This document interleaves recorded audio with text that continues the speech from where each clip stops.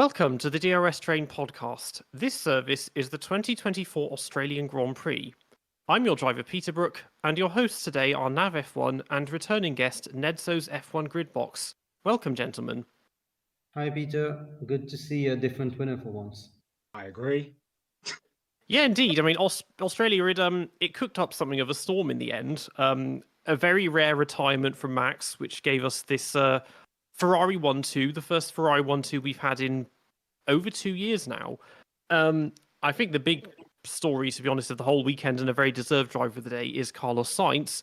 When you consider that I at first thought he probably wouldn't even be in this race because less than 2 weeks ago he had his appendix taken out. But that doesn't seem to have slowed him down at all, does it? He was performing as from the start of the weekend, really, from FP1 to quali, and it's very impressive that he outqualified Charles Leclerc, and I believe that was outqualifying him on pure pace. Leclerc didn't make a mistake in his quali lap, which usually happens when Sainz does outperform him, and Leclerc fans are very adamant that Sainz is not faster than Leclerc, which is another debate that we will have soon. But yeah, Sainz in quali was on it, and first row already gave him good chances. But we thought it would just be yet another win, really. And Yeah, it didn't happen. I mean, that basically was the only reason why the race was any, and that was the only exciting bit.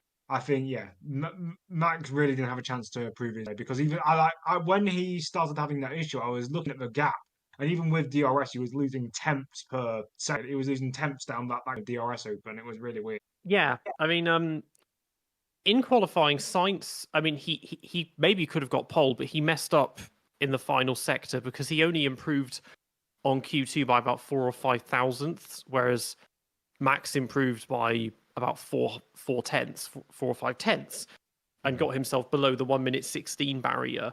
And it seemed that way through practice. It was very even, and everyone was saying Ferrari looks really good here. Yeah, with Max, I mean, yeah, he lost the lead early on. He made a mistake, but then we found out he said the car was moving around a lot, and then the brake goes, and then he told us afterwards, of course, that the brake disc, the right rear was just stuck on, which is interesting. And he said it must have happened at some point during the formation lap because before then the car was absolutely fine. So a very rare mechanical retirement for both him and for Red Bull. But I kind of still feel like even without that, he probably still would have won it because he could have regained the lead again easily enough, assuming he even lost it without that problem. And their late race pace is often so strong that, yeah, I think we would have just seen another Max win. definitely, I know some people have been saying Sainz maybe had better race pace, or the fact that he took the lead at the start meant that, and that Max couldn't overtake him instantly meant that Sainz had a proper shot at it. But we know how fast Red Bull is, and I don't really get that argument because Red Bull always performs in the second half of races, and especially Max. Max becomes a metronome in those latter stints for every single race, really, in the last, 90 races, where he had won 18 now, not 19. And I never really considered Sainz as a likely winner, but I do think that it wouldn't have been the usual 10 to 15 to 20, 25 second gap. I do think Verstappen would have nursed Sainz home to a 4, 5, 6 second gap where nothing would have happened, but he would not have done a classic 2023 15 second. I think there's also a chance that obviously you talk about the later race stints. There's always a chance for a Ferrari strategy to happen where they put on the wrong tires or they mess up a pit stop where they just make a mistake. That could also have easily happened. And you also said that Max's pace is like what Michael Schumacher's was in that he can be so ruthlessly consistent without making mistakes. He can do 25 not qualifying laps nowadays, but 25 top pace laps where he doesn't really lose much. Yeah.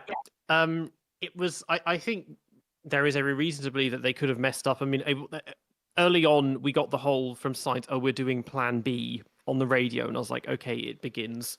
But to be honest, it was a fairly comfortable gap because Sainz was breaking away from Leclerc. Leclerc had a reasonable gap to McLaren behind. I mean, it was closer than that, but it was still they weren't in like a crisis trying to work out how to beat Max because he wasn't there. Another thing to factor in is Checo, because he originally qualified third and then got demoted to sixth for blocking Hulkenberg in Q1. But then his pace was just kind of non-existent, and he ended up finishing the race in fifth, behind the McLarens as well. And whether that's because it was just him being himself, or he had a problem as well, or that maybe this just isn't one of Red Bull's stronger circuits. I'm not sure. I mean, his pace was okay for the first bit. He was keeping ish up with the leaders, that being Sainz, Verstappen, and Kel. But then he did just fall off. I mean, it's definitely arguable that this is one of Red Bull's weaker tracks because they weren't as dominant as they have been in the previous two, which is blatantly obvious.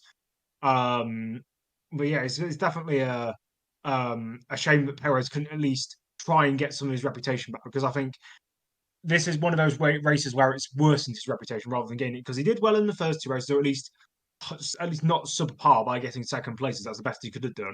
But now he's literally like not. What was his favorite end result in the end? Like fifth. Like he needs to do better than that if he's in the best car, where Max would have at least comfortably won. Yeah, the thing that really confused me was that during the first stint he was very close to both McLarens, and he was within DRS range of Lando, and then 2 laps later they both pit, but he pits 8 seconds behind. And I don't remember seeing any replays of him going off or making mistakes. And I'm just thinking, how did he lose 8 seconds, 2 laps? Because tyre wear and tyre graining was high for everybody. And we saw this even in F2 and F3. It was really bad and people were going off all the time. But it wasn't that bad. So I don't know what went on there. Because up until then, you could have thought, okay, well, if he pits together, he'll get close. And he could have got past them and maybe got on the podium. But it meant for the rest of the race, he was stuck just 11, 12 seconds behind and made no gains on them. And also, if there is anyone that can overcome a tyre deficit or a tyre wear problem, it's Sergio, because he's supposed to be the guy who's like the tyre whisperer, the tyre management king, and he didn't. Said this was a good opportunity to make inroads just in terms of station, and he didn't. I wouldn't say he fully worsened it, because maybe that's a Perez standards chart where he's done so many things that have actually worsened it, that just being a bit nowhere doesn't really do much to him. But you would expect him to at least be on. And if those issues were real, then fair. We don't know exactly what was going on, and there hasn't been a proper proof of what. But he needs to deliver in Japan at least, because he started well enough the season, and he seemed not that far away from Max, but at the distance where you would expect Red Bull wants him to be. And if this ends up being like in 2023 and 2022, where he starts well and then completely fades, then it's not good. I just hope this isn't one of those watershed moments that he always gets in April of. Yeah, I did kind of hope he would keep it going a bit longer. It's only one race. He wasn't making any obvious errors. That's the thing. So it's not like obviously there was the penalty for blocking Hulkenberg, but it's not like he crashed or just got knocked out in Q1 again. Which now, when you think it's just utter madness, you think how many times that happened last year with how good the car is. But there's been no reason to be. The first 2 races are absolutely fine. Didn't qualify second, but he got himself up to second. And I thought it was going to happen again this time. And then he got the penalty. It's like, okay, well, that's probably going to add another 20 laps onto his charge to second place. And he ended up making no progress at all. So maybe it was. Based on how Max's lap times were, I think you can factor in it just being a weaker circuit for them, or one where they were very even with Ferrari. Yeah, because Leclerc on Friday said that Australia would be the best shot. He didn't say best shot at winning because it's so hard, but he said that would be the closest they might be to Red Bull this year. So I hope that's not the case, but at least if it was, they did get something out of it. And some of the stats out of it are that Sainz is the only non-Red Bull driver to have won a race in the last 500 days. And also that this is the second time in a row that Verstappen hasn't won the race before the Japanese Grand Prix, which is very much far-fetched than usually Japan. But yeah, it's all a bit weird with Sergio, and at least thanks to Sainz's operation, he's still up there. But Peter rightly pointed it out. If Sainz didn't have his operation, there's a very high chance that he. That's a very good point. Having a Ferrari driver lead the championship when we're in a Red Bull dominant era. That would be quite funny, even if it was for at least only part of it. But obviously, Australia is a power track, and Ferrari has a track record of making cars that have a lot of power and straight line speed. It's literally their one shining thing because they have to do well at Monza, otherwise they'll get lynched. So I hope Australia isn't their best track. I hope Monza or another high speed track like trying to think of another one. If we've got on any other high speed track, maybe like a Spa-ish, Baku? even though that's got a good middle sector. Baku? Yeah, Baku. That's a good point as well. Yeah, another high speed track. Oh, and Vegas. If they don't do well at Vegas, they won't be good. But yeah, Ferrari are usually. I'm not surprised that these are one of their good tracks. So I don't think they'll do as well in Suzuka because obviously, although it's not completely about downforce. Obviously, the first sector and the second sector is full of long straights in the third. So maybe we'll see some better performances from Red Bull and Sergio there. Maybe he can get some redemption. Small thing I just saw about Sergio's issue. Apparently, it was caused by a tear off from Alonso's car, and Ocon also had another heating issue because of a tear off. This is a small tangent, but what do you guys think about this whole issue with tear offs just randomly causing overheating in random races? Because it's definitely not the first time it's happened, and it has fully impacted some more important races. So do you think they should have somewhere in the cockpit to put the tear offs? Should they only be allowed to remove it during a pit stop? But as we know, some pit stops can be 2 seconds, and I would believe they want to focus on other stuff, not stalling the car instead of. I think a glove box or something to that extent would definitely work well because it is like it's like if you take someone out and ruin their race, then it's a penalty. But if you throw a tear off, and obviously it's not tactical, it's not like they're doing it on purpose. But if you do it anyway, Banana you in still Mario Kart. yeah, you're still ruining someone's race. I don't believe like they should have come up with at least some system by now. A glove box is the easiest fix because it's controlled by the driver. They don't have to worry about anything else. They can just do it on a straight. As I said, in the pit stops, the only thing they'll be able to do is literally just find it and then chuck it out of the cockpit to the side and just hope it doesn't hit any. I mean, I know they're not heavy, but it would just be unideal in the middle of a pit stop melee to have tear-offs flying everywhere. You just made me think, especially with one of the next topics we'll address with of his snarky moves. Can you imagine if Alonso's leading a race in Monaco and there are 3 laps to go? Verstappen is 3 seconds faster, and he just throws 5 tear-offs at once in Rascas, and the car just overheats. It's like Mario Kart's bananas when we're trying to slip him up. Yeah.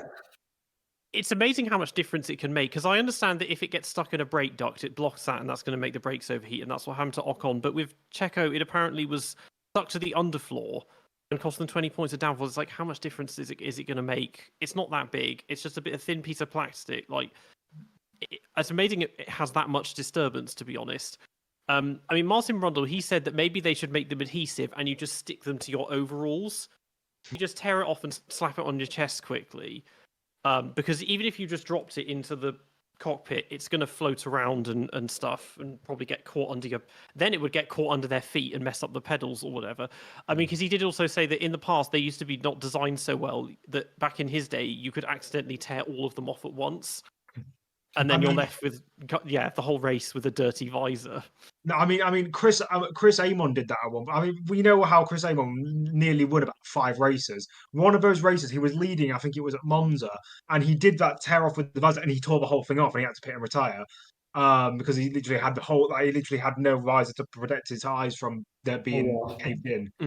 But yeah, I mean, adhesives would be good. It's just the only problem I could think of with that is sponsors wouldn't be happy. If an adhesive is covering one of their sponsors, they're going to be fuming. Like, I paid £1 million for this suit sponsor, and you're covering it with some piece of plastic.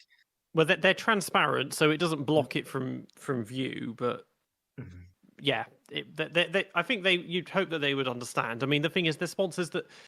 We see them a little bit after the race, but they're all over the cars and everything else. I mean, we're not exactly deprived of exposure to the sponsors. Yeah, definitely. Going back to the Ferrari issue, especially the teammate issue, because they have 2 very good drivers, and some would argue the best. I would argue the best lineup Formula One right now. There has been a big debate since Sainz's win yesterday about who wins in important moments and who delivers when it matters. Because it would be harsh to say that Sainz is faster than Leclerc. We know that Leclerc's raw speed is very much up there, and I would say, and that's just my personal up there all time. I'm not saying top 5, but in that S tier of extremely good Saturday drivers. But since Sainz's win, and as it's his second win in this Red Bull dominant era, people have been saying Sainz is a more important driver to Ferrari. He is more needed, and Leclerc isn't doing what he should be doing. What are your views on this? Are you more? It's mad to say because I never thought there would be a Team Leclerc versus Team Sainz, but in the Ferrari fan base, it's very much a bit of a civil war. I mean, whoever's opinions you're checking, who have said that Sainz is more important to Ferrari, that's just a bunch of bollocks, to be honest. Because I mean, like if you're talking about overall driving performance, there's a case you can make for Sainz being more needed or more important. But for Leclerc is Ferrari's golden boy. It's like if I would be like saying in the 1980s, that would be like saying Didier Pironi is more important than Gilles Villeneuve because he sometimes goes faster. Like no, the golden boy is obviously going to be the guy that's more needed and more important. I mean, as I said, like I think to be honest, the battle between Leclerc and Sainz over overall performance to me is similar to the one with Senna and Prost, except not nowhere near as high stakes in terms of actual like GOAT status. Because I think Leclerc is definitely faster over one lap, and on his day he is like on most days he's probably quicker. But Sainz can also, like Prost, churn out amazing performances, not so much in qualifying, but he can churn out really good race results, and that dynamic can lead to good. But I think in terms of overall driver level, I personally put them on fairly equal terms, maybe 55% Leclerc, 45% Sainz. I mean, I've been saying this for a while now that Sainz just seems more well-rounded of the two. Leclerc has his peaks are higher, but then his troughs are also a lot lower. Sainz is kind of more in the middle. And Leclerc, as time goes on, I feel like we're seeing just more and more weaknesses and gaps in that there seems to be drops in motivation and just races where things don't come together, or he has races where you don't see any of that real like driver aggression from him. I mean, this one wasn't bad. It's more that I think it looks worse because Sainz had the operation and because Max wasn't there and they were fighting for the win. It's such of a fight because he never got anywhere near him.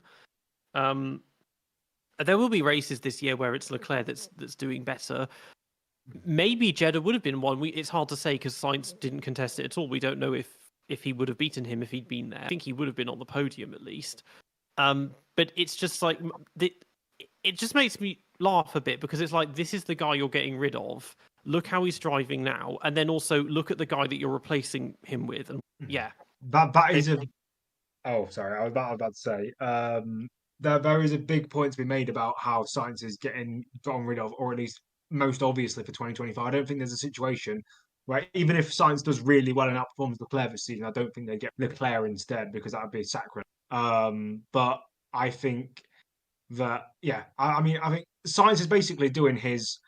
He's got his help. Like other teams have got their help wanted ads in the storefront, and he's trying to say, "Look, pick me, pick me." I mean, people have said he could go to Red Bull and replace Perez. People have said he could go to Mercedes. He has to go to a top team. He can't go do it like what Ricardo did. I know it's different situations, but he can't do what Ricardo did and go to like a Renault or as in like a modern day Alpine or I'm trying to think like McLaren wouldn't be too bad an idea, but they've already got their lineup set up. So if he doesn't go to Red Bull or Mercedes at the end of the season, he is going to be screwed, really. That's where stats do come into play because Sainz he beat Leclerc in 2021 in the standings, and in 2023, if he hadn't had the Las Vegas issue where he was to the back of the grid, and then if in Abu Dhabi Ferrari didn't do one of the weirdest strategies of all time, him drive on the same tyre, he would have finished ahead of Leclerc again. So it would have been 2-1 in terms of head-to-head in the standings for whichever reasons that is. And that's not something we would really expect when Sainz for Ferrari. And it's very exciting, as Nedzo said, because we haven't had this kind of situation in more than a decade where a very good driver, not a world beater of a driver, but a very good driver is free on the market but also has so many options, usually you have one of those. You have many options for some drivers who maybe aren't quite cutting it, like for Red Bull, or you have a very good driver like good old Fernando Alonso, who is free on the market but doesn't know where to go because all the top seats are taken. This time you have Sainz, who could go to Red Bull, could go to Mercedes, could go to Audi. God knows how they will fare, because we know how Audi, usually when they join motorsport category, they find a way to excel. There are many options there, and I feel like it's really his choice to make. People say that Mercedes might have their pecking order in terms of Alonso, Antonelli, Sainz. I feel like Sainz is the first choice of many. Yeah, I mean, if you're Red Bull, I'd think that it'd be definitely a good idea to, if Perez is still struggling to be Max's number two, great idea, because Max and Sainz have already been teammates. They're not on bad terms. It's not like they don't like each other. I think it'd be a great idea for Red Bull. And I think you're also back to your point of it's the first time in a long while that a properly good driver has had a chance in the seat. I mean, the last time would probably be either A, when Raikkonen left Lotus. I mean, I suppose I'm not sure exactly what the 2014 driver market was like, or definitely Hamilton leaving McLaren, because he had preliminary talks with Red Bull before joining Mercedes, and he could have gone there, which would have been a massively different alternate F1 history. But yeah, I think Sainz has definitely got his options open, and I think he needs to first of all aim for that Red Bull seat, because at least for 2025, that is going to be the seat to be in. Even if I'd much rather get wins as a second driver than be not than be fighting for podiums as a first driver. I think Ricciardo's proved that. I mean, obviously he wasn't getting podiums in the Renault, but you don't want to take a risk on a team that isn't guaranteed wins or guaranteed podiums. Yeah, fully agree. And Sainz's main competitor for those seats, especially in the free driver market for 2025, is actually his fellow countryman Fernando Alonso, who is also considering leaving for 2025. He says he is still assessing his options. Well, there's an option he did assess yesterday, and that was to break earlier, and it makes create some trouble for George Russell, and that created an issue that somewhat overshadowed Sainz's win. I don't know if that's more of a niche thing, and that's when you spend a lot of time on F1 social media circles, maybe you feel like a topic has gone bigger than the other. I feel like this Alonso Russell thing has had more mentions in the last 24 hours than Sainz winning. Then again, I don't just check ESPN or the official F1 page, so I don't know if that really happened. But yeah, it has completely blown out of proportions. Everyone has an opinion on it. I've never really seen an issue that has kind of unionized everyone on one side, because going on Instagram's comments, everyone is slating the FIA's decision. On Reddit, it seems like they are blaming Alonso a lot for what happened. Yeah, it's all very interesting, really. Yeah, I mean, fantastic segue, by the way. That was an amazing segue into this issue. But yeah, I mean, but it's kind of half divisive and half not, because, like, as you said, on some social media platforms, it's very much one way, and then on other ones, it's very much the other. It kind of reminds me of another controversy that's going on in another sport. I mean, the England, what's it called, the football kit flag row about how they've changed the English flag, but we won't get into that. I think that, yeah, I mean, personally, I don't believe that Alonso did anything wrong. Because people go on about how first of all it was a brake check, and then how it wasn't really the brake check; it was more the dirty air that he got from the brake check, that George got from the brake check, that then sent him off. But the thing is, you have to like, one of the principles of stewarding is you have to judge an incident based on the actual incident itself rather than the outcome. So, for example, this is what was brought up in the aftermath of Silverstone 2021, when people were like, "Well, Hamilton should have been disqualified because it took out his other rival," and it's like, no, because you can't take, it's not about taking out a rival. It's about he's just crashed off another competitor. You wouldn't expect it to be a different penalty if it was someone who was battling for first, as if it was someone who was. So I think, yeah, I mean, and also I think that applies here, because it's not Alonso's fault that Russell got dirty air. It's physics' fault that Russell got dirty air. At least that's what I think. I'm not sure how you other guys think. I mean, if this was a driving test in the UK, well, Alonso would fail it because he would have caused another driver to have to stop or change direction or change speed and direction. That's usually a major.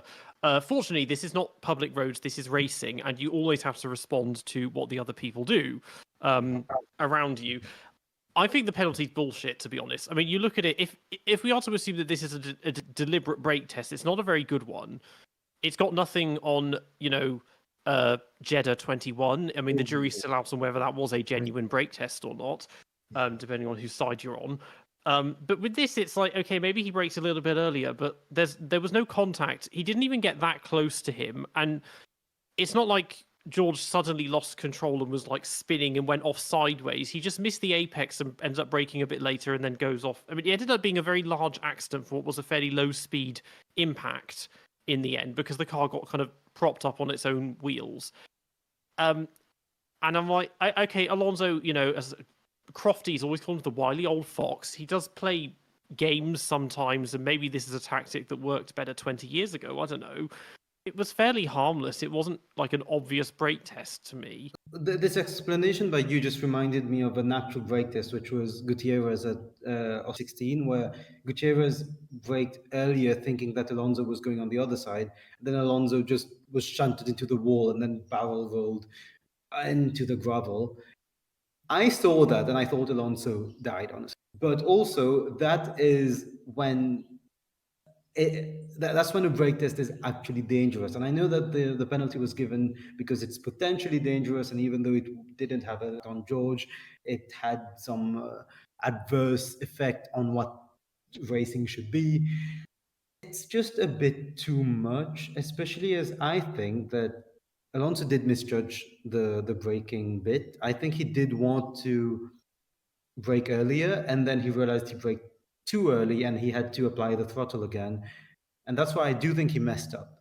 The issue with the penalty also is that this isn't 20 seconds. If you're going to give a penalty for it, it has to be 10. And I know they're trying to up the penalties a bit because let's agree that 5-second penalties were utterly worthless in the 10 seconds is fine, but they realized that if they gave 10 seconds to Alonso, that doesn't punish him. So they made it become 20 seconds, which is very big. We have watched F1 for a long time. We know about those harsher penalties, 20, 25-second penalties. I can't remember really a 20-second penalty for a while. Maybe you guys do, but that's very harsh. I mean, the obvious one for what is essentially a racing incident, one of the most controversial ones is Spa 2008.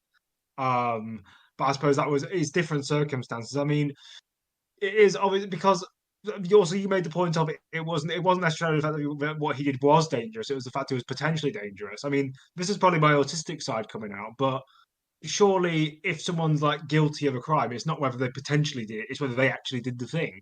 Like if you haven't got enough proof to convict someone, you don't convict them. So I mean, it is just about potential. So that's just a bunch of bollocks. That should be if anything, a lessened penalty, but if not a lessened penalty, just nothing at all. Because I do think that is how can you say potentially? Just say you want to give Alonso a penalty because you want to prove that you're sending out harsher punishments. I wonder now if they're going to start doing trial by jury for stewarding decisions.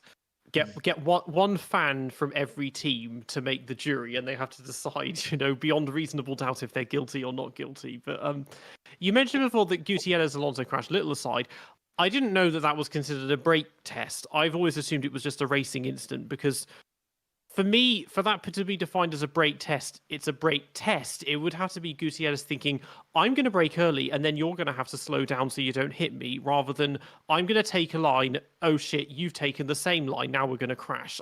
It sounds more like a miscommunication rather than him deliberately trying to get Alonso to move into a mistake. Yeah, that was me saying what was said at the time in terms of he braked earlier. And yes, it was more of an incident than a brake test. But my point was that some consequences to those early braking moments that should be penalized. And you see some of those who this incident, if Russell just stays on track, which 80% of the drivers would have done, I think Russell has a small issue of focusing in the last laps or in the last 2 or 3 laps because apart from the obvious Singapore incident and the other incidents, I also saw some stats that he usually just towards the latter parts of stints, which again could be just him managing something, and I might be just making an issue out. It could just be him not having anything to play for. But 80% of drivers, I think, at any other given moment of the race, would have just kept going and nothing would have happened, and it wouldn't have been an issue. And now it has become this entire thing where some people, some haters have come out of their little hole and are digging up every single instance since 2001 where Alonso has done a tactic to impede on a driver. It's insane. And obviously because he's raced for 20 years, there are quite a few. I'll tell you what a weird coincidence is. I saw sort of make this comparison. So we had Fernando Alonso at what is turn 6 at Albert Park, being involved in an incident where someone else has crashed out on the final lap. We had that 12 years ago with Maldonado, which was I never even considered that until I saw it on social media, where Maldonado got in an incident with Alonso. Obviously, on that last lap, lost his points for Williams. I mean, obviously, I don't think it's a similar situation because, well, that was just Maldonado being Maldonado. But I mean, the irony of having Alonso being involved in an incident with a crash-prone terrorist in 2012, and then having another incident with a crash-prone terrorist in 2024. At the same corner as well. Yes, Like, yes. yeah, it was on, just like 100 meters further down the track was where Maldonado went off in that one. Yeah. And Maldonado and Russell had the same number of wins in Formula One. So as far as I'm concerned, they have the same skill set. I mean, Maldonado had more money, and I mean, I actually think that Maldonado's prime, like his prime, was like an hour and 30 minutes in Spain in 2012. But when he was good, Maldonado was a fantastic driver. I think genuinely, if he'd have decided he wasn't going to crash every 5 seconds, I genuinely think he could have been a championship potential driver.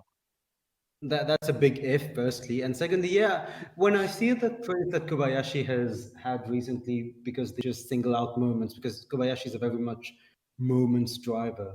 I don't know why no fan account has done it with Maldonado. Him being seen as this terrorist who just crushed so much, that has made people forget that you could have had the same compilations with. But yeah, concerning Alonso, the reason why he was fighting with Russell, we must say that Aston Martin wasn't meant to be there. It was because he benefited from a lucky VSC when he started. It was caused by Lewis Hamilton DNFing. Now, that's another small issue. I don't think it warrants a big talk, but Lewis's form into the start of this year, firstly, it's a bit uncharacteristic from him, but secondly, it's more relevant when you see that the driver who's not being renewed for him has been so good in Carlos Sainz. So you see this Lewis Hamilton who's not been performing, who has had DNFs, who's qualified 11th, and most importantly, is behind Lance Stroll in the standings right now, which I do not think has ever happened. I mean, I don't often do this, but I'm going to defend Lewis here because I think a lot of driver performance in modern Formula One is not just based on talent, but it's based on morale and it's based on form. Sainz has a reason to perform. He has a reason to be winning races and he has a reason to be getting podium finishes. Lewis knows where he's going to be next year. He knows he's going to have a massive payday next year. He knows he's got a concrete situation where he doesn't have to worry about actually performing. Obviously, I assume if he was given the opportunity to win races and win championships or a championship, I think he'd absolutely take it up. But I think he has no motivation to finish third in a Mercedes instead of fourth in a Mercedes or fifth in a Mercedes. I think that's part of the reason why Lewis isn't performing or isn't performing to a level like, for example, we saw where, because he's just a bit, this is the problem. This is why I often don't defend Lewis because at his peak, he's amazing. But when he's not performing, I mean, obviously he was better than Bottas most times, but up against a driver who is properly good like George Russell, he's not consistently delivering. So a couple of stats around Lewis. Yesterday, that was his 27th official retirement from a race, and it was the 31st time he's failed to finish a race. So he has a finishing rate of over 90%. It's only his 12th retirement with Mercedes, in 11 years. So it shows just how rare these are. Most of those are, well, actually, 13 of these are collisions of other drivers, 12 mechanical failures, 4 punctures, and 2 accidents by himself. So yeah, quite a rare thing to see. I mean, we had last year. Well, last year he had a collision in Qatar. The year before he had a gearbox failure at the last race in Abu Dhabi. So suddenly the gremlins are kicking in, but as well as that, his driving is just really not there anymore. We've the whole time. I mean, Mercedes are not on top of these regulations. A lot of their fans, or I should say, a lot of Lewis's fans, just want to blame Toto for being useless. And it's like, you are aware that Toto has been there since they got good. I don't think it's his fault. I mean, they have lost some of their key staff, but I think also that they're power unit merchants, and power units hardly matter anymore. It's all about aero, so that's always going to play into Newey's hands. Lewis as well, his claims that, the car's built around him, we had this input. It's like, well, does it really? Because it obviously isn't working for you if that was the case. But yeah, since 22, there's been the odd moments where things have been good. He's had several races he could have won, but just didn't quite manage to. He got that pole position in Hungary last year, even if he was down to 4th by the first corner. But it's at this point, it's like, are you honestly going to take him over Sainz? I get he's got the contract, but it's look at how Sainz is driving, and Lewis, he is getting towards the tail end of his career. I mean, Alonso has shown he could go for another 5-6 years very easily, but he's 39 now. He's been doing this for a very long time. You can't. His time has come and gone, and also, again, I've mentioned this several times now. Going to Ferrari, where Leclerc is the obvious number one, it's like, is Lewis's expectation he's going to be beating him and fighting for the championship? Is he being just deceived by Ferrari? Maybe they can silence him by giving him a really, really generous paycheck, and he'll just be happy to see out his career with Ferrari. You can understand the move in one sense, but then there's also a lot of things that don't really make any sense. Yeah, I mean, going back to your point about retirements, first of all, back a couple of years ago, I decided to make a really nerdy Excel spreadsheet where I put like every single driver with a podium finish or a pole position or whatever, and basically detail all of their performances. Of all of the drivers, there's like 200, 300 drivers on there. Lewis Hamilton has the best retirement rate by far, as in like best finishing rate. I think he has 90%, and the next best, it would have been some random driver from like the 2000. He had they have like 80%. It's like crazy how lucky. I mean, obviously he's been in the best car most seasons of his career, or a lot of seasons of his career. But that is also that is a point that most people don't realize. And to your point about what were you on about his performances. I mean, he is basic when as I said earlier, when he's perfect, he's great. But when you say about how the car is set up towards him, but it seems like now every single race he's doing an experimental setup in practice to try and see if a high downforce swing or a low downforce swing is better for him. And it's like, surely if the car's built around him, then that shouldn't be the case. But yeah, it is just a difficult situation with Mercedes. As you said, they are power unit merchants, and unless they get Adrian Newey, which is unlikely because obviously, I mean, if Adrian Newey does leave Red Bull with the whole Christian Horner situation, I think that he could definitely go to Ferrari maybe with Hamilton, but I don't think he'll go to Mercedes, which will be fun for Lewis, but not for Mercedes, obviously. Another stat I didn't expect was that Lewis has 8 pole positions in Australia, but he's only won twice from those. And this DNF is his second there, which is a lot for Lewis as you get retirement. So Australia is a bit more of a bogey track for him. I think everyone thinks about his bogey. He always got overtaken by and obviously Valtteri, the reincarnation of Kimi Raikkonen. Yeah, looking at that, I have another spreadsheet for this.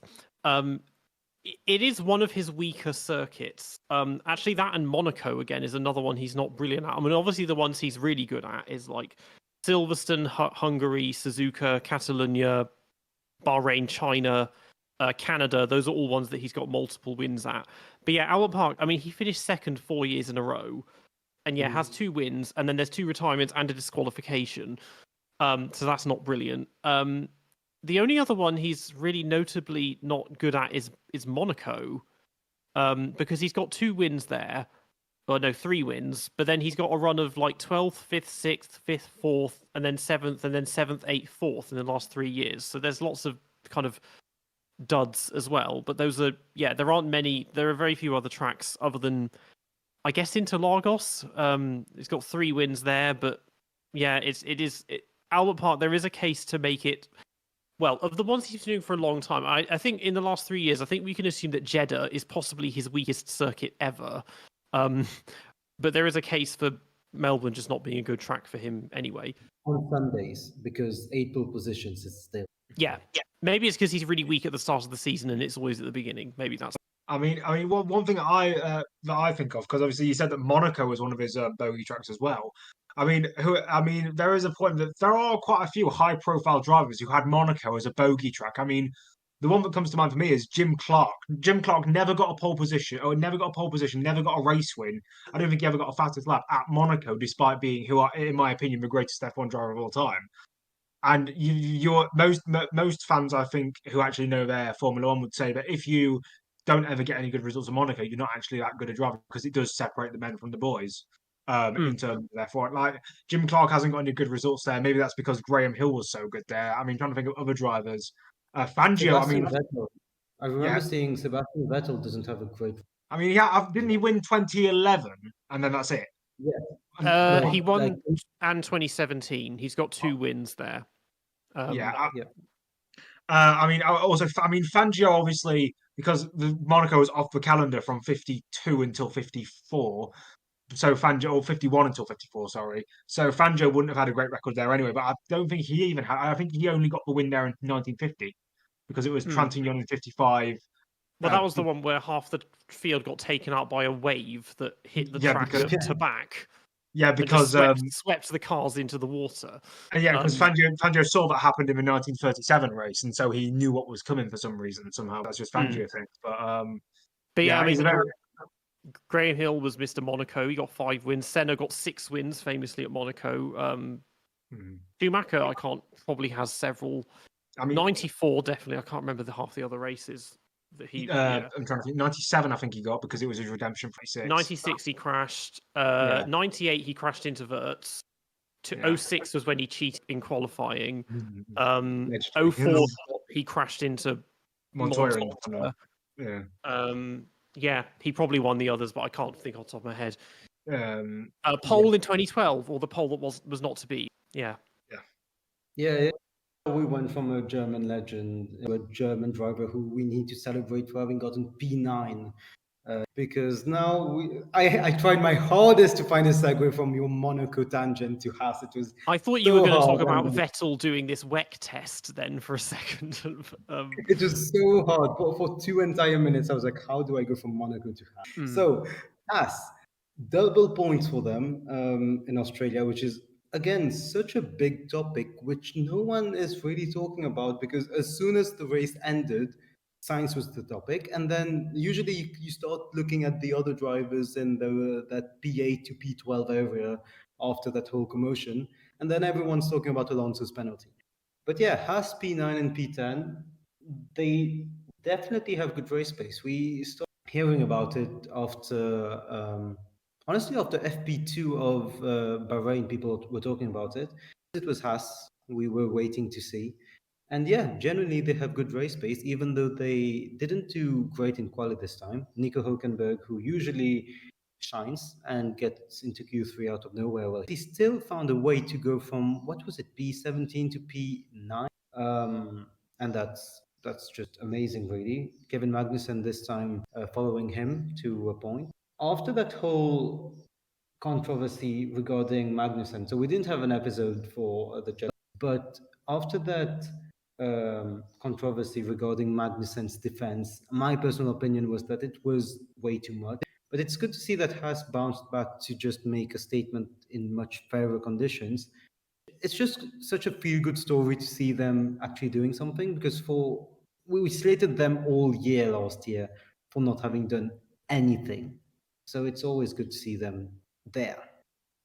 Yeah, I mean, admittedly, without those 3 retirements, it would have been P12 and P13, which would have been entirely unremarkable. But even so, they did their job. They kept themselves out of trouble. They didn't have any problems in the pit lane or, the tyres melting or whatever.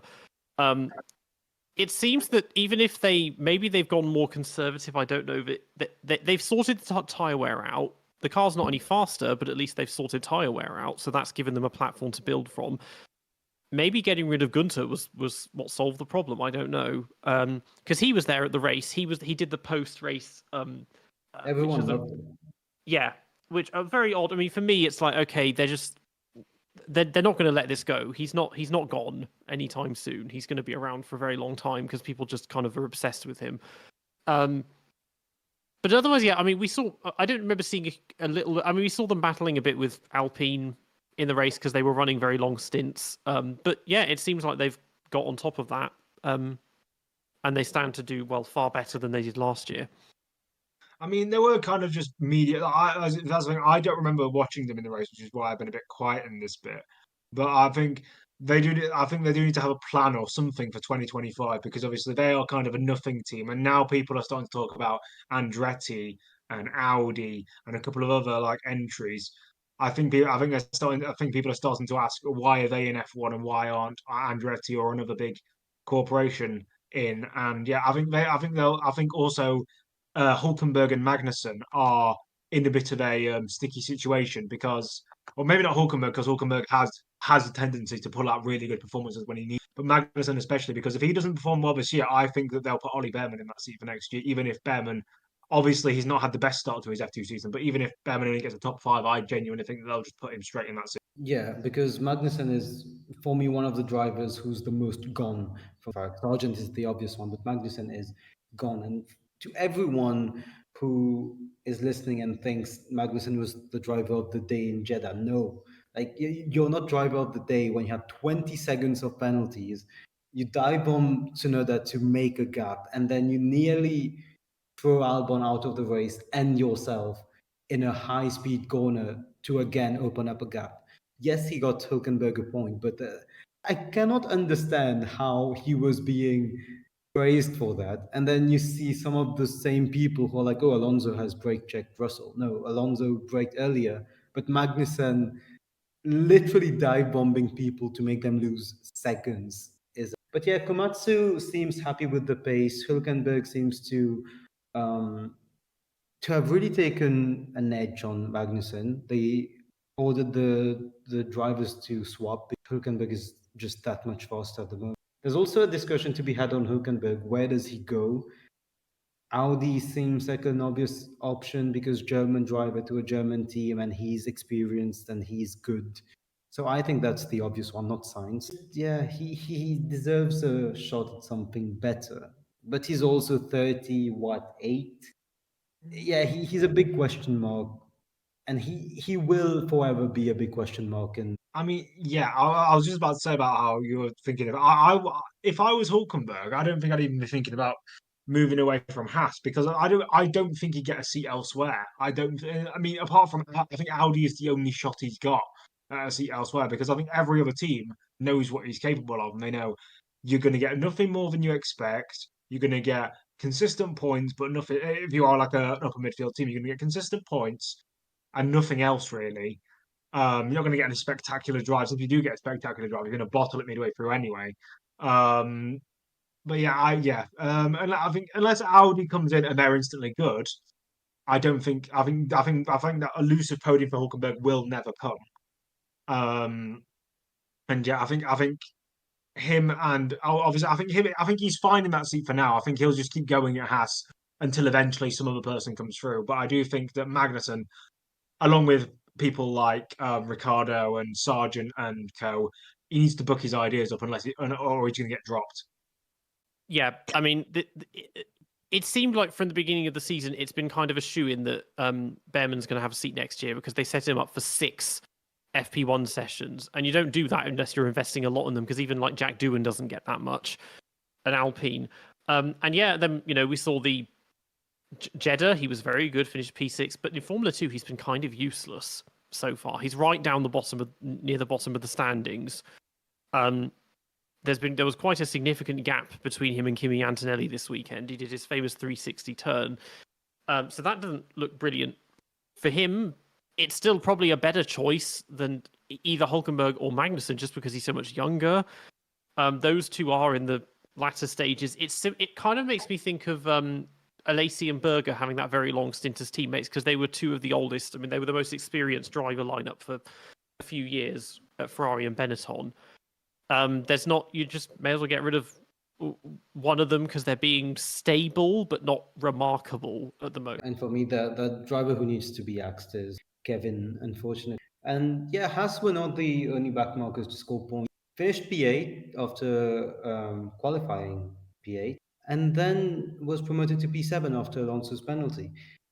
And you would expect Ricciardo to maybe turn up in his home race with all the attention from Red Bull, the media attention, the fans' attention. It is a truck that works to his advantage usually.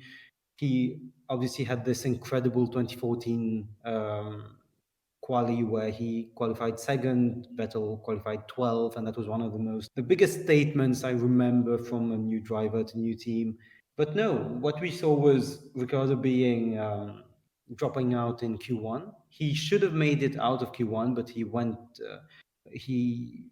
went off track, and Yuki went into Q3. As simple as that. Yuki just drove brilliantly, and it's just over for Ricciardo at Red Bull. There's no way he's making it. Let's be honest. Yeah, I mean, Ricardo for me, he at the moment he's just filler. He's just a bit crap at the moment. I mean, a lot of people. For example, I know a Ricardo fan who I'm really good friends with, and every time I bring up, like for example, the fact that he got absolutely decimated by Norris, he goes, "Well, what about Norris's win?" And I'm like, "Well, it doesn't matter if you perform well in one race; it matters if you perform well over a season." Um, I do think that Ricardo. I don't know how old is he. Like 34, 35 now. He must be that kind of age kind of bracket, and I do think that he needs to. I don't think he's going to book his ideas up. I think that he's genuinely past it. Like he's shown, like for example, in Renault, he was good. In McLaren, he showed glimmers of hope, like for example, Monza and a couple of other races. Since he's joined AlphaTauri, apart from Mexico, where he was just in a bit of a good, he had better tyres than everyone else. We haven't seen any kind of glimmer of hope for him. There's no kind of, oh, well, he had a bit of potential here. It's just constant mediocrity or stability, and it's not good enough for someone who's trying to get into Red Bull. He hasn't been any better than De Vries was. He's had gaps and interruptions to his career, although a lot of them have been caused by himself because he's made a lot of poor decisions. There's nothing to suggest that he's getting that Red Bull seat. I mean, there's no. There are rumors again. They've been downplayed that he's been given an ultimatum that he has only a few races left to prove himself. Although they give the seat to Lawson. How true that is, I don't know. But like, there's not. At this point, why would you put him in? Especially if Checo manages to remain relatively stable. But Ricciardo, when he does finally retire, I think he'll probably. You can't really look upon his career as anything other than a failure, because he made the step up to Red Bull, but he made up when they were at their weakest, which isn't his fault. Okay, he beat Vettel. 2015, he got beaten by Kvyat. And then 2016 onwards, he's basically being beaten by Max when Max's car isn't breaking down. And then it's just like, oh, I'm going to rage crit my way further and further down the grid. And he has his 9 wins, all done in very impressive fashion. Only one of those wins came from pole, but there was just the hype just came and went quickly because he was like the next big thing for about 2 years, and then Max came along, and he hasn't really been able to recover from that. And things could have gone better, and they just didn't. The interesting thing that could be said about Ricardo is how much shorter would his career have been if he wasn't a PR gold, if he wasn't a PR magnet for good kind for fans and for sponsors and everything. Because I think if it wasn't for that media and stuff, I don't think he'd have got back in the AlphaTauri in the first place. He might not have gone to McLaren because obviously McLaren after Ron Dennis have tried to be very PR sensitive and very with the younger fans, with the support, with the big drivers like Norris and maybe not Piastri, but definitely with Sainz. I think that there's definitely an alternate history where, first of all, if he doesn't leave Red Bull, where he actually kind of resurrects his career, and although he won't be on level with Verstappen, he's not exactly getting embarrassed by him. And also, if he wasn't the PR magnet that he is, I don't think his career would have probably lasted past about 2021, 2022, when he finally started becoming really washed. Yeah, there are a lot of talks of Lawson maybe being considered to moving to the seat as from Miami, and then some counter rumors came up a few hours ago about those aren't true and that's not happening. There's a big issue at Red Bull right now because they cannot afford, in terms of PR, to remove Ricardo, however badly he performs. They tried so hard to get him in there. There was such a push, so much has been made of. Horner has spoken about it. Marco has said that he's the favorite. Obviously, Franz Tost and now Makes, they have to try to defend the decision.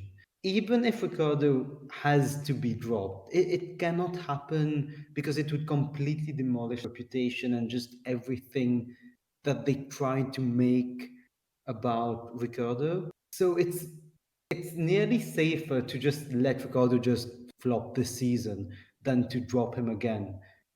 Because it would just be so messy for everyone, as much as it might be the right decision to do to finish at the. I mean, obviously this isn't really a big important season for Red Bull or AlphaTauri because obviously we know Red Bull, although they've had a few wobbles, they're going to win the championship at the end of the season, and AlphaTauri probably aren't going to have the best of seasons. So maybe it's not the worst of seasons to have a bogey driver sat in your second car. But if I was looking at pure results, if AlphaTauri were actually like an upper midfield team fighting for points and they need a second driver, I would probably give Ricardo until the summer break because people say like, oh, you haven't given him enough time, but he's already had half a season. Like it's not like this is his second debut. He had races at the end of 20, or like a lot of races at the end of 2023 to prove himself. I genuinely think that if he doesn't do well by at least maybe Silverstone or Hungary by the summer break, I think I would, if I was AlphaTauri, because there's no hope for Ricardo in terms of actual performance, roll the dice on Lawson. He proved himself in 2023. Give him a bit more time in the car, see how much better he can be. And then if Lawson does well, you could even do an Albon and instantly promote him to Red Bull to replace Perez. Or you could bring in another kind of placeholder driver like Sainz, keep Lawson in AlphaTauri for a couple of seasons, then bin off Yuki, try and get an F2 driver in like maybe not Iwasa because Iwasa hasn't done well, but another Red Bull Junior. I'm trying to think. I mean, Seb Montoya's doing okay, but there's not Pepe really any. Marti, the obvious.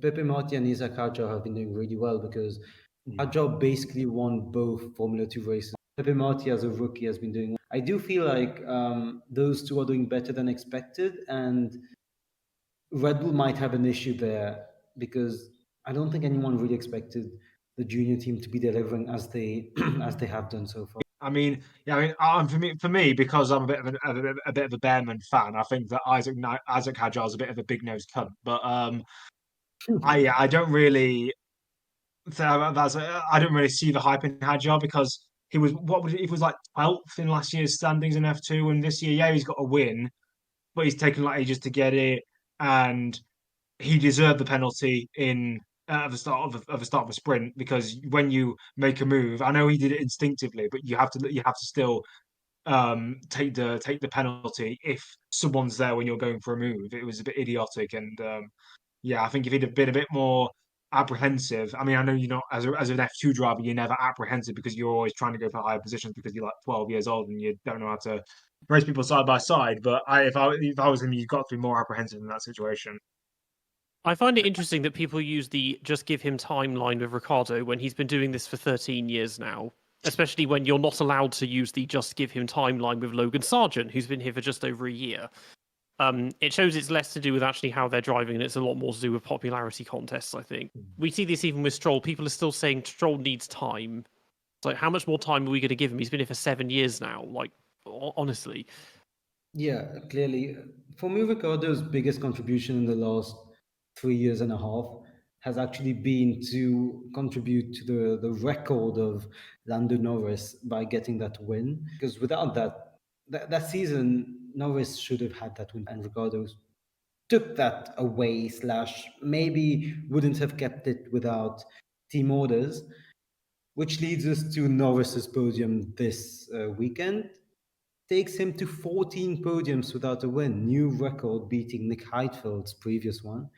And I was also curious about we know about how many, about what the record is for most podiums without a win.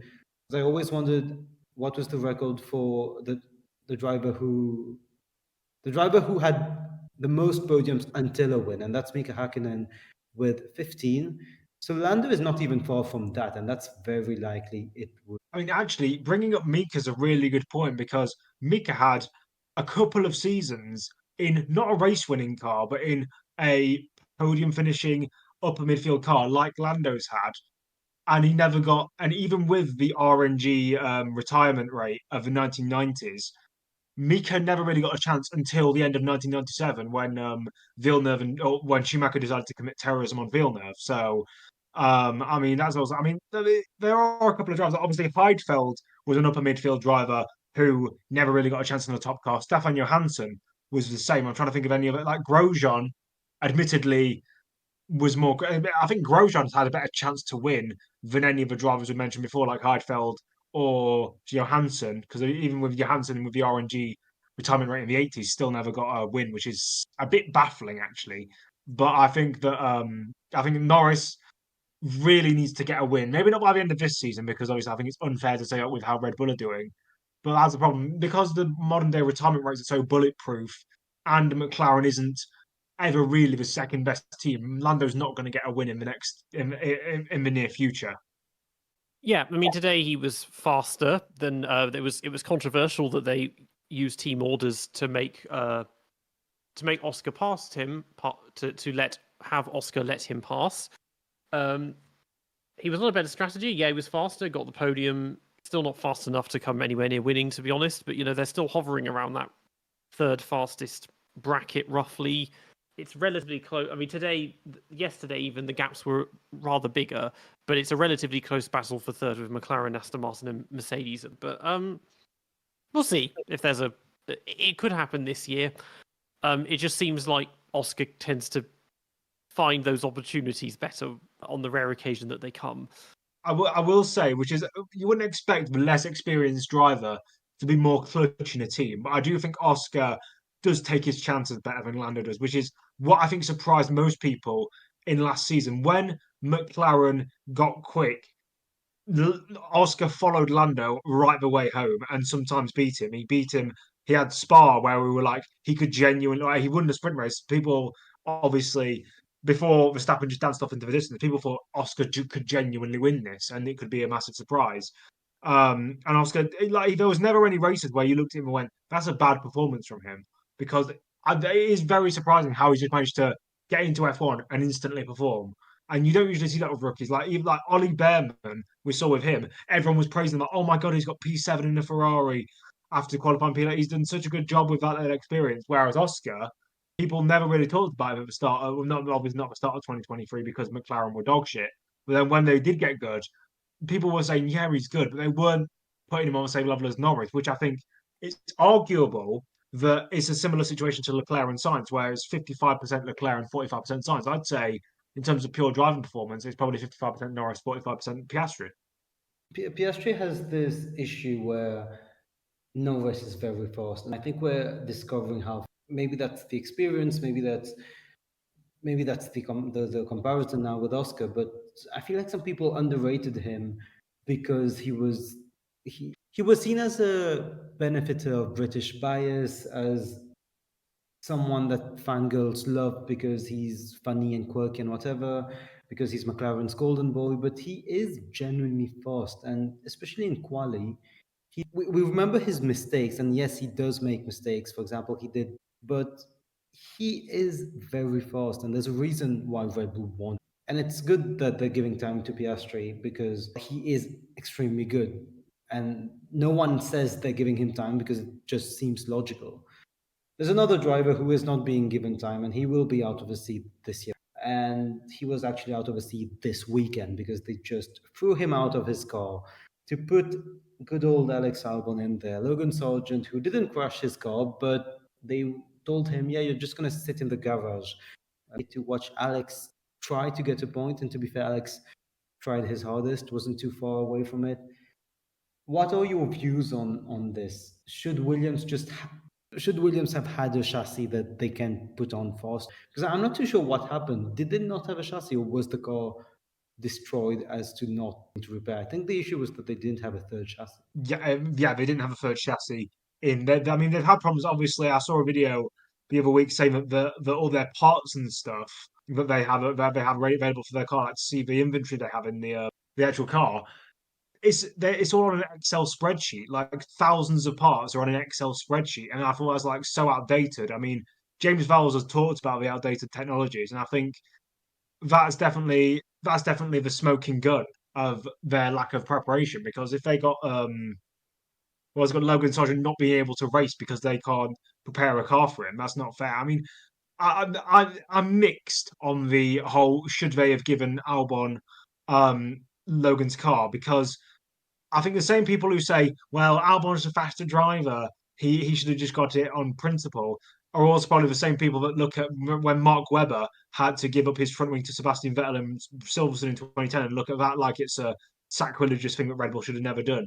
I mean, the fact that Williams aren't really fighting for anything in terms of actual wins or podiums probably takes away from that. I personally, I think that Alex should have got it, because if there was anyone who was going to get a point in a Williams, it was him, regardless of how much he's crashed in the previous 2 years here. But yeah, so I mean, it also proves that another point that they, like you said, the Sargent's going to be out of the season at the end of the season, seat at the end of the season. It proves they don't believe in Sargent. They said we're going to give him time. We're gonna let him be in this season. He wasn't supposed to be in this season. We'll give him the time he needs, and then you don't give him the time he needs because you're busy prioritizing a driver that isn't going to be with you for that much longer anyway. Because I think Alex will probably move on from Williams at least by 2026. I don't know why they're kind of shooting themselves in the foot by getting rid of someone who could have been a long-term option and putting in someone who isn't going to be a long-term option. I'm going to side with Captain America on this one. I managed to ratio James Vowles on Twitter. I had a hit tweet kind of calling him out for this decision. Yeah. Okay, so basically, yes, Logan is slower. Yes, he crashes a lot. Albon crashes a lot as well, as we saw this weekend. Logan, yeah, he had an off in practice. He didn't crash. He didn't total his car. You're just punishing him for, well, partly their own operational errors for not having a third car available to them, but also Albon's mistake.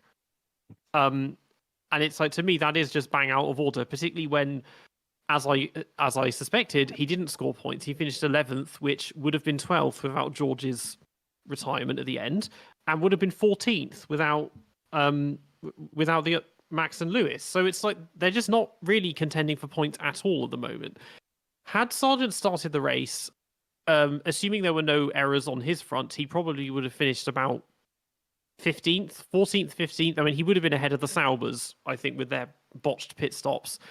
So yeah, around 13th, 14th place. So he wouldn't have got points either. But it's like, he's not going to improve if you take track time away from him, because James Vowles is meant to be like, oh yeah, we're going to nurture him. We're not going to try and beat him down and make him feel bad and just make it worse. It's like, well, I think you've done that now by just taking this from him, and yet it's not going to help things. Like, if you want him to improve, not letting him race will not help that. But their infrastructure being really outdated, I'm like, how bad is the situation that they can't make a third car? 20 years ago, they were T-car merchants. It's like every other race, Ralph or Montoya was stalling on the grid and then sprinting across the pit lane to jump into the T-car. It's just bizarre that I don't entirely understand the struggles Williams have had, because I get that they've been kind of useless for the past 15 years, but it's still Williams, and they've had some really, really big sponsors come their way. It's just strange that they've had all these struggles. And Williams were in the news not just for that during the last few days, but also this whole Excel debacle as well. They were using Excel spreadsheets for, was it 20 years? To calculate stuff that they really shouldn't be relying on some random to calculate Formula One data. The other teams probably use AI now for that, for all we. Yeah, I mean, Excel is for mathematicians and F1 nerds who try and make a statistical data sheet to try and find out who the greatest driver of all time is, and then doesn't get them any closer to the answer. But yeah, it is definitely, there are operational problems within Williams. James Vowles has said many times that they are like 20 years behind in terms of infrastructure, which obviously doesn't. Obviously, because of during the end of the the Claire and Frank Williams era, they didn't have the money. They didn't have the money to back it up. Like, people often slag off Claire Williams because she wasn't as good as her dad. But when your dad is literally one of the greatest team principals of all time, you're not really going to step into his shoes and be able to fill them in a much worse team, because F1 has moved away from privateer teams now. If you want to be successful, you have to be either A, a manufacturer, or B, a massive energy drinks company that's got billions of pounds anyway. It's strange though, because in this past 20 years we've had this decline in terms of sponsors. They've had what's it been? What, Philips, AT&T, Martini. Oh, there was some massive bank. My brain went VHS, but that's obviously not what. Was it HS? No, it wasn't HSBC. That's HP Invent was another one. They had And then Rexona in the 2017 era. Yeah, JCB. and we had we can ignore whatever it was, Rocket in 2019. That was a train wreck. But these are all big names. It's not like, Rich Energy and MoneyGram and stuff, like all these, dodgy things that nobody's heard of. These are big multinational companies and give them plenty of money.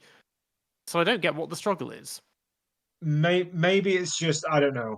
Maybe it's not. Maybe it's just because the times of F1 have changed. When Williams were good and when Williams were great, privateers did dominate. McLaren, Tyrrell. You could go on about Tyrrell and Brabham and how they declined in Lotus.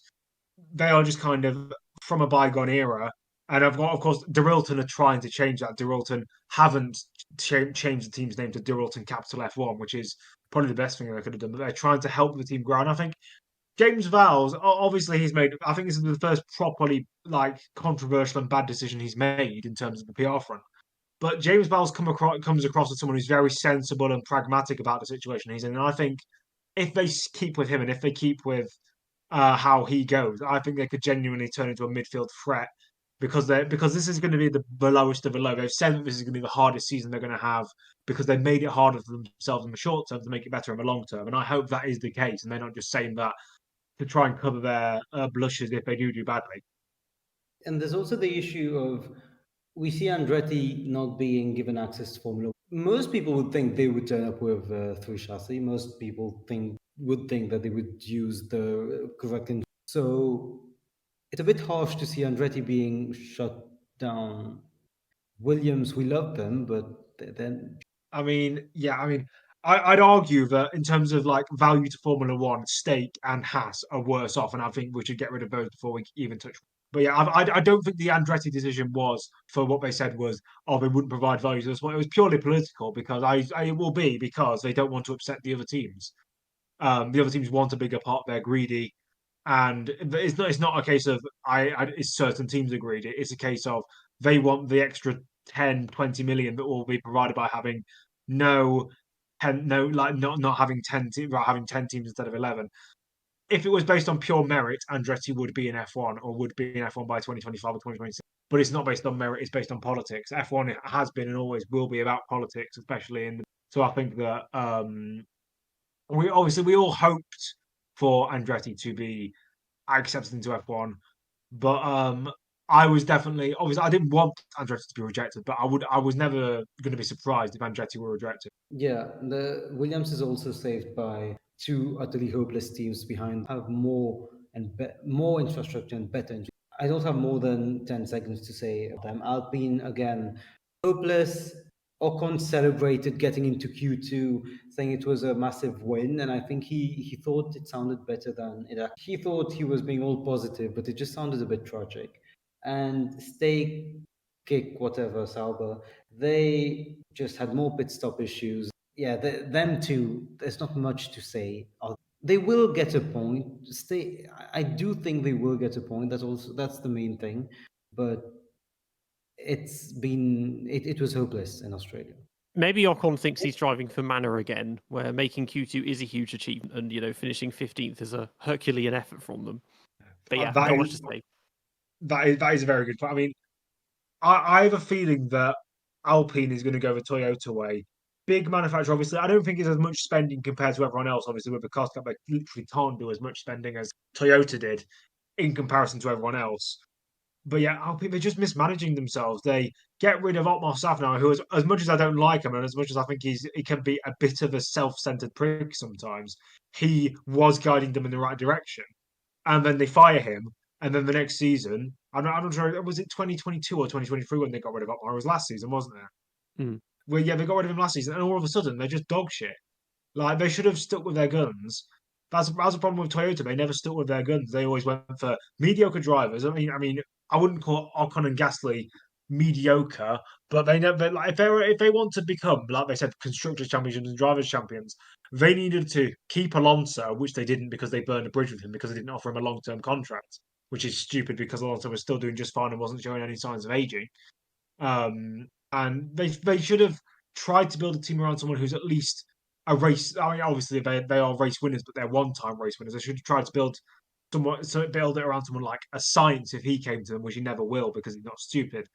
But yeah, Alpine really are like both of my race reports that I've done. Actually, I've done 3 race reports. I think 2 of my 3 race reports that I've done on done in 2024 on this season have at least at some point mentioned how shit Alpine are in no uncertain words, because it is just how are you being a manufacturer with all the with a works team with works engines with all the potential in the world, and you're celebrating getting to Q2.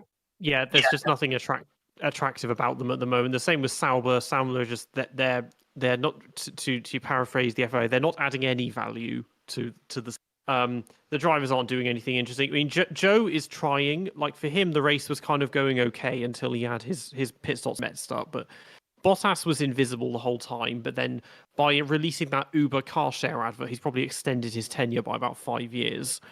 He's just going down the Daniel Ricciardo route of I'll be funny and turn myself into a meme. But yeah, compared to him, Joe has stepped up. It's just the team has gone backwards, so you can't even see it. Is that he is definitely trying a lot. He's kind of in a similar position to Tsunoda of putting in a lot of effort but getting very little in return.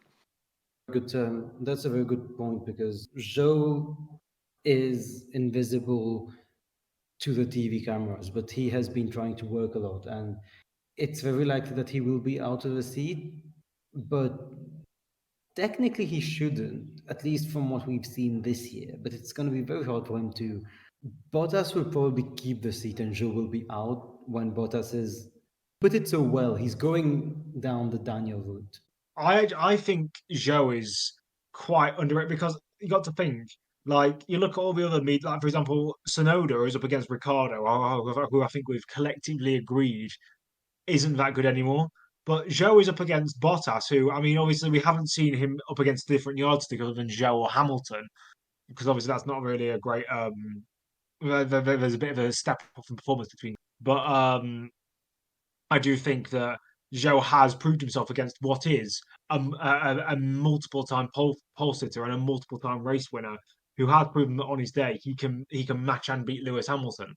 I think that Joe should be given, like, obviously I don't think it's a case of giving him more time because it's not like he hasn't proved himself, because I think he's proved his capabilities in certain aspects.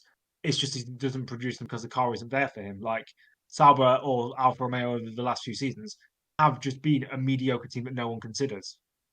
So very quickly, do you guys think that the 3-point list team will score a point at some? I personally think they all will. Alpine looks hopeless right now, but they will sort something out. If they don't score a point, it might be one of the biggest failures in 20 Formula One, and I just think they will because they have 2 good drivers happen. Alfa Romeo again. I'm just Sauber. They have Joan Bottas. They will find a way, especially Bottas. He has his days, and when he has his days, we know he's. And Williams, they already have 2 P11s. They will find something. I mean, I agree with Sauber and Williams, but Alpine are in a real rut at the moment. Like, unless we do have, and like that race was an attritional race, and Alpine finished what 15th with Ocon and 17th with Gasly or something like that. They need to do something because we've seen how incompetent they can be with the whole having all the resources they have and making a car that's last. I don't think they're going to improve throughout the season. I think they'd have to have an attritional race to be able to score a point, and I think that will be a damning indictment of having a works team being that incompetent they can't even score a point in the modern era of Formula One. I mean, yeah, it's just not great because obviously they do have 2 race winners. Admittedly, I wouldn't call Gasly or Ocon anywhere near like an S tier or an A tier driver. They're 2 probably solid B tier drivers, but to have those 2 kind of drivers that aren't backmarkers, that aren't your Logan Sargents, that aren't your with all respect to him, like I said, he was underrated. Your Guan Yu Zhous, you haven't got they are two very capable drivers, and the fact that they can't even, especially in Bahrain and Saudi Arabia, couldn't even get in the ballpark of anyone else. That is a damning indictment of how shit Alpine is right now. They need to really pull their fingers out if they want to get a point by the end of the season. And Peter, do you think one of them will score a point? At some point, yeah. They could improve as the season goes on. They could bring upgrades, but in normal races, no. But we could have one where there are several retirements, or we could have a similar story to Australia last year without what happened to Alpine specifically, where one of them lucks into a point at the end. But at the moment, no. But you never know if they do sort things out in a similar fashion to say McLaren did last year. That's a good point. Imagine Alpine does a McLaren and Ocon and Gasly just get 8 podiums. Well, yeah, that takes us to the race rankings. Who were your top 3 drivers of the race? Sainz,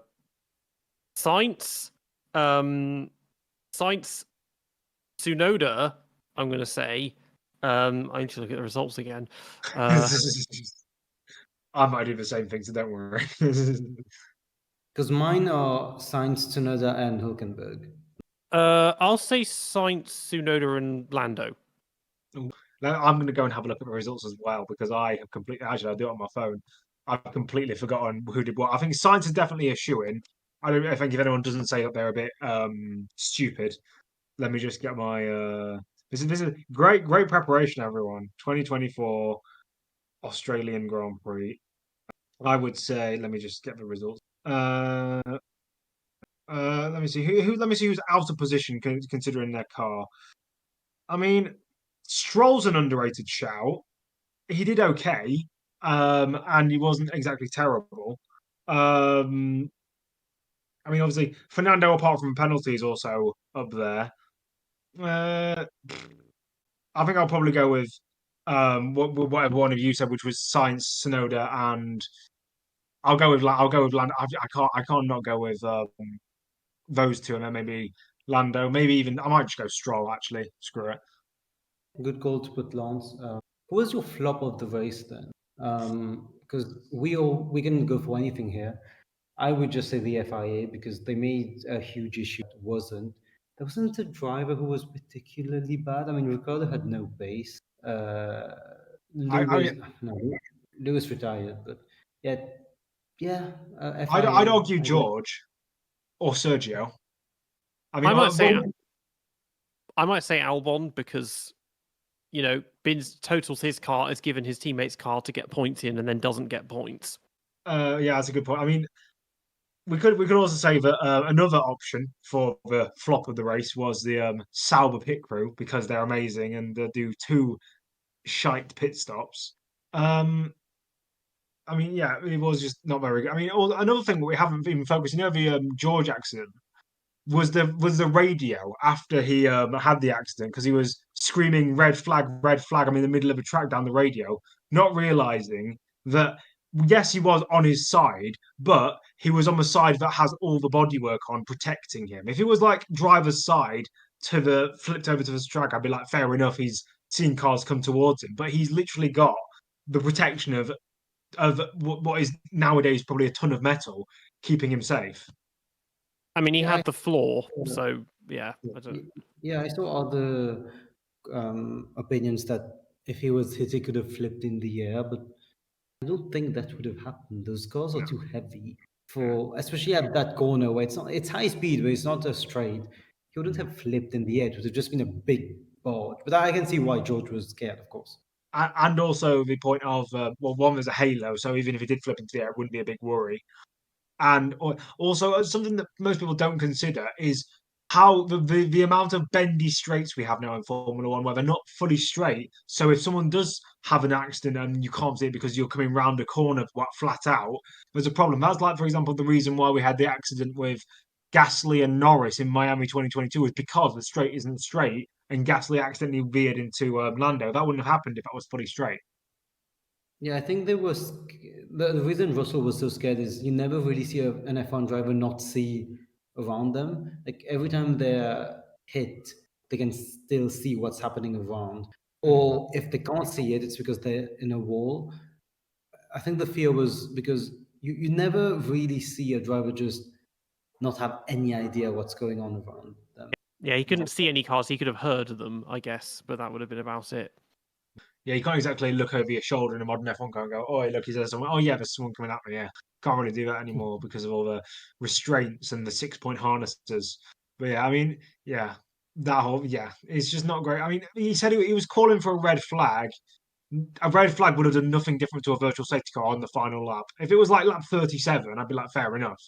But there was like a virtual safety car slows everyone down instantly. A red flag slows everyone down instantly and gets him extra points. So there's obviously a reason why he's going to say. Yeah, that was my first instinct. He knows that the classification would be taken from the lap before, so he still gets points then. Unless they then do it like what they did last year, which was a safety car going round and then crossing the finish line. Yeah. Something like that. But yeah, overall the race, it was better than I thought it would be, and unexpected winner gave us something relatively entertaining. And I guess in 2 weeks we'll have a chance to see if Japan can match that. But yeah, I think that brings this to a close. So thanks as ever to Nav and Nedzo. You've been listening to the DRS Train podcast. We're on YouTube and Spotify, and you can find us on Instagram and X at the DRS Train podcast. Make sure to check out our next episode. Stay safe, and we'll see you all next time.